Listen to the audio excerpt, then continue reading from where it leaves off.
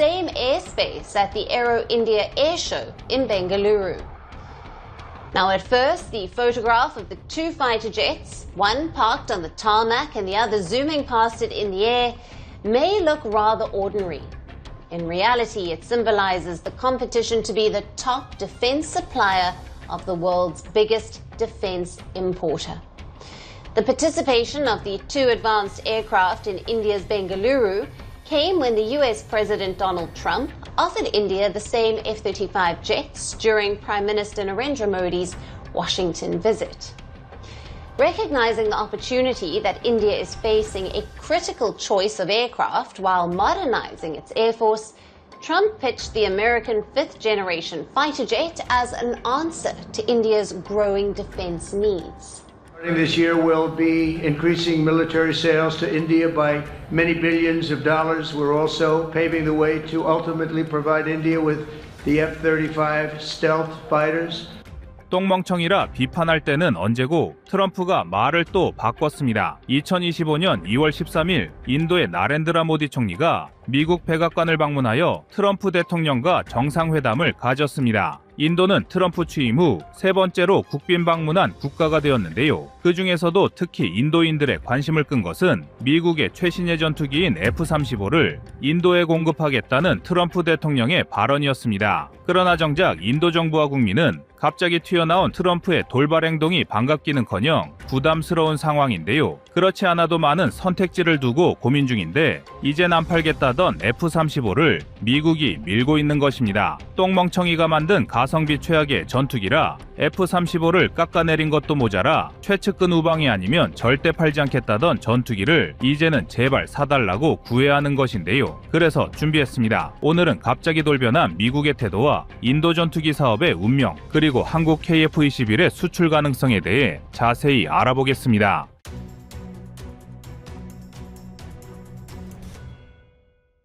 F-35는 총 개발비 약 4,120억 달러, 한화 600조 원이 투입된 정말 터무니없는 전투기입니다. 2015년부터 실전 배치되기 시작한 이 전투기는 그야말로 현존하는 최고 사양의 전투기인데요. 수직 이착륙은 물론 항공모함에서도 운용이 가능하며 경우에 따라서는 전술 핵무기 탑재도 가능합니다. 여기에 세계 최고 수준의 스텔스 기능에 막강한 미사일 호환성까지 갖춘 그야말로 꿈의 전투기인데요. 도입만 한다면 한 국가의 전력 순위 자체를 바꿀 만한 존재입니다. 그런데 이런 전투기를 도입하고 싶다며 애걸복걸하는 나라에는 주지 않더니 갑자기 인도에 언제든지 말만 하면 보내준다라고 대통령이 나서서 장담한 것입니다. 그러나 이를 바라보는 인도인의 마음은 편치 않았을 것입니다. 우선 트럼프 정권의 실세 일론 머스크가 일찌감치 F-35를 비판한 사례가 있습니다. 드론으로 공중전을 하면 훨씬 싸고 효율적인데 정말 더럽게 비싸고 유지비도 많이 드는 F-35가 좋아 보일 리 없었습니다. 그래서 F-35를 가성비 최악의 전투기라며 비판했고 제작사인 로키드 마틴까지 얼간이라고 비난한 적이 있는데요. 그렇다 보니 트럼프의 F-35 판매 제안에 인도 언론들이 호구짓 하지 말자라며 날선 반응을 보이는 것입니다. 물론 인도는 전투기가 그것도 아주 많이 필요합니다. 일단 인도엔 전통적인 주적 파키스탄과 주적으로 떠오르는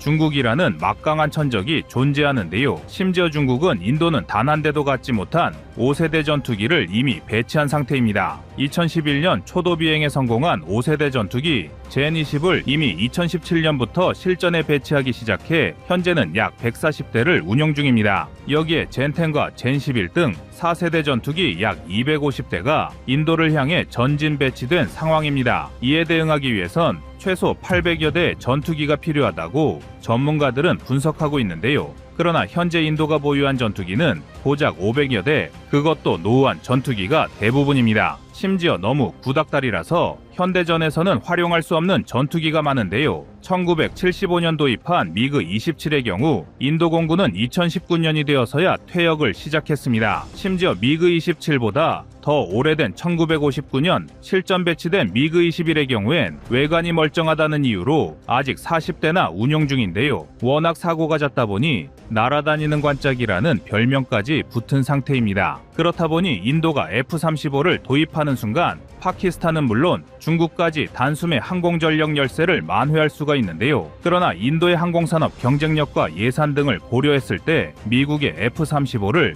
인도 공군에 끼워 맞추는 게 쉽지 않습니다. 인도는 이미 자체적으로 5세대 전투기 개발 계획을 추진 중인데요. 현재 중형 쌍발 5세대 전투기를 개발하겠다는 목표 아래 어드밴스 미디움 컴뱃 에어크래프트라는 이름의 프로젝트를 수행 중이며 2028년 초도 비행을 목표로 하고 있습니다. 이러니 곧 5세대기가 나오는데 굳이 F-35를 도입할 필요가 없다고 보수주의자들이 주장하는 것입니다. 이것이 인도가 F-35 주장을 반대하는 첫 번째 이유이며 두 번째 이유는 트럼프가 말은 쉽게 했는데 실제로 F-35가 인도로 오기 위해선 복잡한 과정이 숨어 있기 때문입니다. 인도는 메이드 인 인디아라는 제조업 강화 정책을 펼치고 있는데 F-35와 같은 최첨단 전투기의 경우 미국이 스텔스 기술과 같은 핵심 기술을 인도에 이전할 리 없습니다. 현지 생산 역시 택도 없는 소리입니다. 세 번째 이유는 역시 가격입니다. 기술 이전이나 현지 생산 없이 전투기를 도입할 경우 각종 부품의 공급, 소프트웨어 업그레이드, 크고 작은 기체 개조 등 모든 면에서 미국에 의존할 수밖에 없는데 F-35는 기초적인 장비만 장착한 깡통 옵션만 하더라도 1억 달러, 한화 1,500억 원에 이릅니다. 한 개 편대 4대의 전투기 구성에 최소 5, 6억 달러가 드는데 이런 편대가 통상 4개는 있어야 비행대대를 이룰 것인데 앞서 말한 대로 현재 인도가 필요한 전투기는 최소 수백 대, 그야말로 엄청난 돈이 소요됩니다. 그러나 정말 자린고비 중에서도 자린고비, 짠돌이로 소문난 인도가 이를 허용할 리 없습니다. 그런 면에서 F-35는 매우 나쁜 선택인데요. 문제는 F-35를 사는 데 드는 비용도 비싸지만 유지하는 비용도 세계에서 가장 비싼 비행기라는 점입니다. 일부 군사 전문가들은 F-35가 1시간 비행하는 데 드는 비용이 42,000달러, 한화 6천만 원이 조금 넘는다고 지적합니다. 미국 방부도 돈 먹는 하마 F-35의 씀씀이에 놀라 도입 규모를 처음 계획보다 축소했는데 인도가 이를 감당할 수 있을지 미지수입니다. 여기에 인도가 러시아로부터 도입하기로 한 S-400 미사일과의 호환성도 문제입니다. F-35는 애초에 S-400 방공 시스템을 뚫고 들어가기 위해 만들어진 비행기이고 S-400은 F-35와 같은 미국의 스텔스기를 때려잡기 위해 만들어진 시스템입니다. 철천지원수 창과 방패가 한 체제 안에서 운영된다는 것인데요. 미국과 러시아가 이러한 상황을 이해해줄 리도 없거니와 설사 인도가 두 개의 무기 체계를 모두 갖는다고 해도 최악에는 인도가 보유한 S-400이 자국의 F-35를 적기로 인식하고 공격할 가능성도 배제할 수 없습니다. 마지막으로 F-35의 성능에 대한 꼬리표가 여전히 붙어 있습니다. F-35는 초도 비행을 시작한 이래 약 20년간 31건의 추락 사고가 있었는데요. 잦은 고장으로 인해 미국이 현재 보유 중인 약 650대의 F-35 기체가 임무를 수행할 수 있는 시간이 평균 55%에 불과하다는 미국 정부 보고서까지 나온 상황입니다. 이렇다 보니 가성비를 유독 따지는 인도인들에게 F-35는 더욱더 매력 없는 비행기일 수밖에 없습니다. 그런데 타고난 장사꾼의 빠꼬미인 트럼프가 이를 모르고 있을까요? 심지어 미국은 유럽 등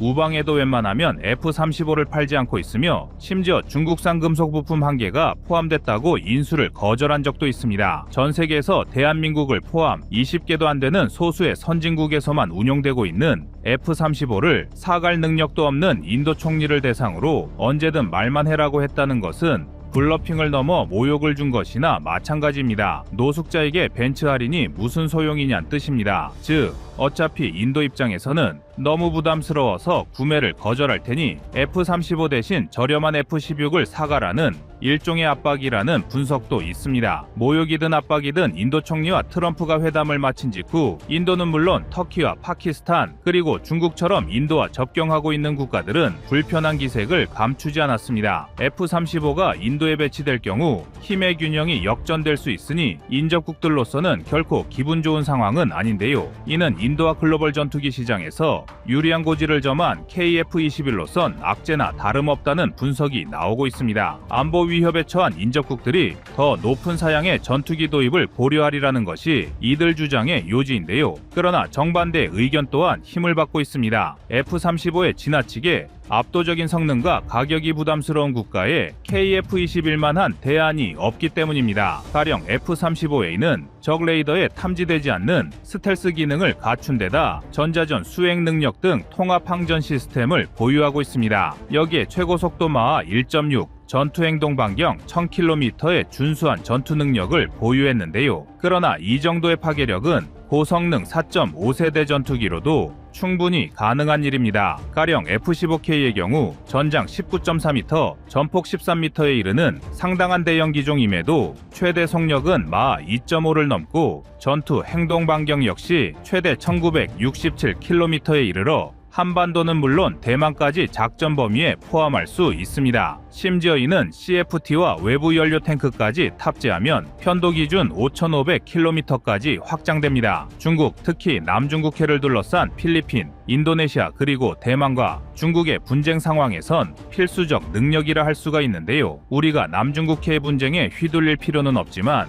중국 전역을 타격할 수 있는 전투기를 보유했다는 건 그 자체만으로도 충분히 전략적 플러스 요인일 것입니다. 그래서 KF-21이 나가야 할 방향도 F-35가 아니라 F-15에 더 근접해 있으며 글로벌 시장이 KF-21에 관심을 두는 이유이기도 합니다. F-35A의 최대 무장 탑재량은 F-15EX의 50% 수준인 8.1톤 내외에 불과합니다. 스텔스 성능을 유지하기 위해 무장 탑재를 상당 부분 희생한 탓인데요. 여기에 4.5세대는 레이더나 전자장비의 성능이 F-35 수준으로 업그레이드되어 전술적 효용 가치가 점점 높아지고 있습니다. 인도는 아직도 1950년대 만들어진 전투기를 공중에 띄우고 있으면서 자신들의 기술 수준에 걸맞지 않은 4세대, 5세대, 6세대 전투기 개발에 매달리며 30년을 허비했습니다. 이제는 군사 전문가가 아니어도 금방 눈치챌 수 있는 커다란 안보 구멍을 가진 것인데요. 트럼프의 돌발 발언 이후 달라진 KF-21의 위상과 함께 복잡하고 치밀해지는 수싸움과 기세 싸움이 앞으로 어떻게 흘러갈지 유심히 지켜봐야겠습니다.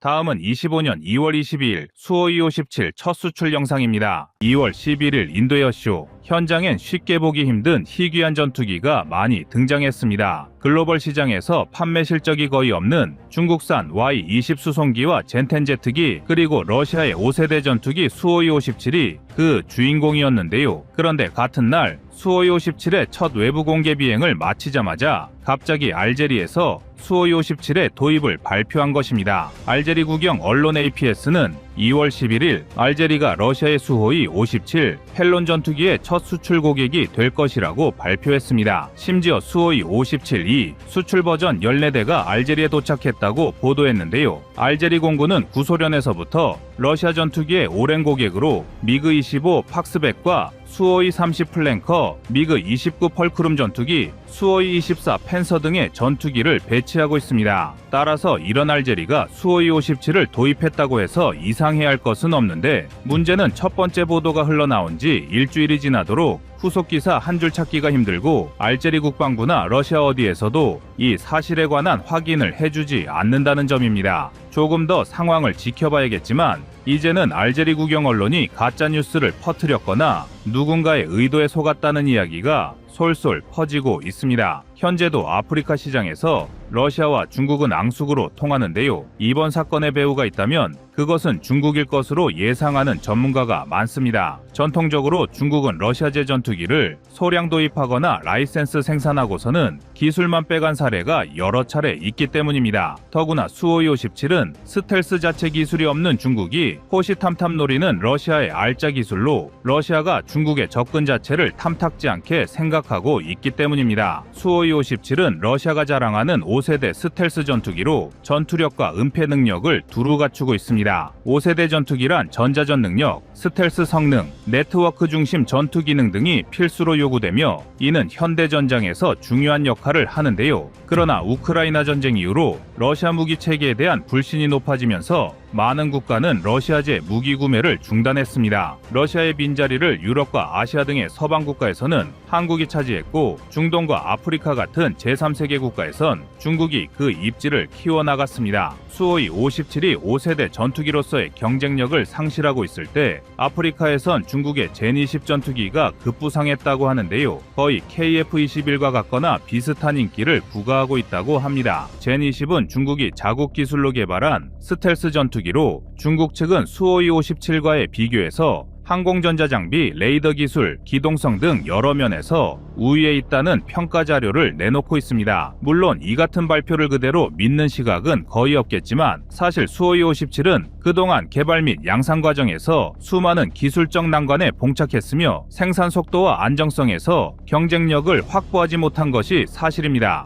유럽을 비롯한 서방 국가들이 더 이상 러시아 전투기를 외면하면서 러시아는 수호이 57의 판로를 아프리카, 중동, 아시아로 돌리고 있지만, 한국의 KF-21이나 중국 젠20과 같은 경쟁 기종의 등장으로 상황은 더욱 어려워지고 있습니다. 러시아가 인도의 수호이 57을 공동 생산하자며 기술 이전 등 각종 혜택을 제안한 사실이 보도되어 큰 충격을 자아내기도 했는데요. 많은 전문가들이 러시아 방산이 바닥까지 추락했다며 안타까워하고 있습니다. 지난 12일 로이터 통신은 러시아 당국이 인도 정부와 인도 국영 방산 기업 힌두스탄 항공 측에 수호이 57 전투기 수출을 비공식 제의했으며 협상에 진전이 있을 경우 정식 계약서를 제안하고 있다고 보도했습니다. 사실 힌두스탄 항공엔 지금은 거의 사용하지 않는 수호이 30 생산 라인이 살아있어 이를 조금만 손보면 수호이 57을 생산하는 데는 어려움이 없습니다. 그러나 이미 자국 전투기 개발을 결심한 인도 정부가 이를 받아들이기 쉽지 않으며, 최근 미국은 핵심 엔진 기술까지 인도에 이전해주기로 약속까지 했는데요. 수호이 57의 설 자리는 점점 좁아지고 있습니다. 현재 한국은 아프리카로 전투기 수출을 확대하고 있는 상황인데요.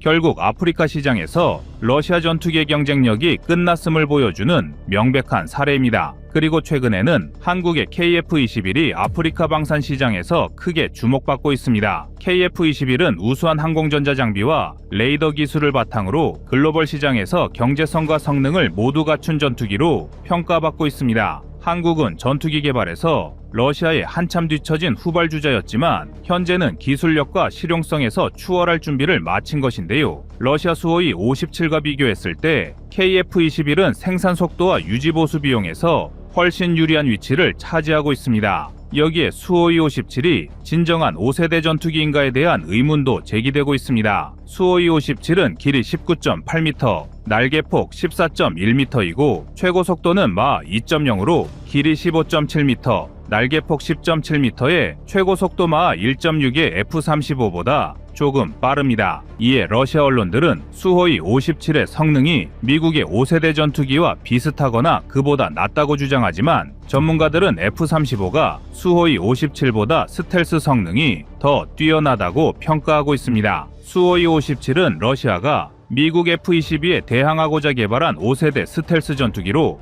현재 생산되는 모델은 개량 버전인 수호이 57M입니다. 전술했지만 수호이 57M의 기동성만 놓고 보면 세계 최정상급인데요. 여기에 최신 N036 능동형 전자주사식 위상 배열 레이더를 탑재해 400km 거리에서 적 전투기를 탐지할 수 있으며 62개 목표물을 동시 추적하고 그중 위험도가 높은 16개를 자동 분류해 한꺼번에 공격할 수도 있습니다. 또한 우수한 전자전 시스템으로 미국 유럽제 최신 전투기 전자장비를 단숨에 먹통으로 만들어버릴 수도 있는데요. 넓은 내부 무장창에 400km급 사거리에 KH-69 스텔스 순항미사일과 러시아판 함남이라 불리는 R-77 공대공 미사일 6발까지 탑재할 수 있습니다. 물론 러시아는 중국에 비할 바는 아니지만 언제나 과장이 많아 카탈로그 재원을 완전히 신뢰하기는 어렵습니다. 또한 러시아 방산 산업의 예산 부족과 기술 인프라 문제는 수호이 57 개발에도 영향을 미쳤으며 추후 양산에도 큰 걸림돌로 작용하고 있습니다. 수호이 57이 실패한 전투기인가에 대한 논란은 자연스럽게 KF-21과의 비교로 이어지고 있는데요. 수호이 57은 러시아의 기술력이 집약된 5세대 전투기지만 한국의 4.5세대 전투기인 KF-21 보라매와 비교했을 때 일부 성능에서는 큰 차이를 보이지 않습니다. 오히려 KF-21은 안정적인 기술 개발과 순조로운 양산을 통해 계약 즉시 빠르게 전력화할 수 있다는 점에서 구매 국가에 엄청난 메리트를 제공하고 있습니다. 결국 KF-21의 개발과 성능 개량이 지속된다면 한국은 아프리카는 물론 전 세계 방산 시장에서 중요한 플레이어로 자리매김할 것입니다. 이상 꺼리튜브의 두 번째 미션이었습니다.